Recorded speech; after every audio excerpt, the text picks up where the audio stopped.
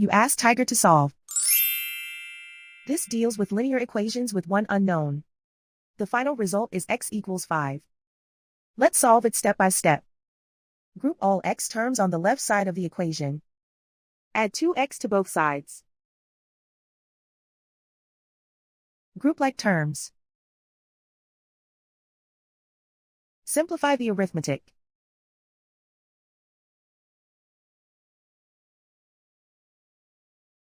Group all constants on the right side of the equation.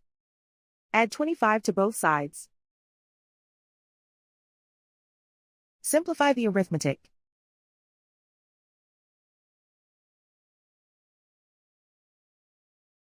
Isolate the x. Divide both sides by 5.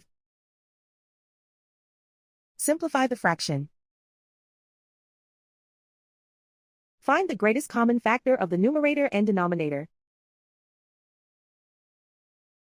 Factor out and cancel the greatest common factor.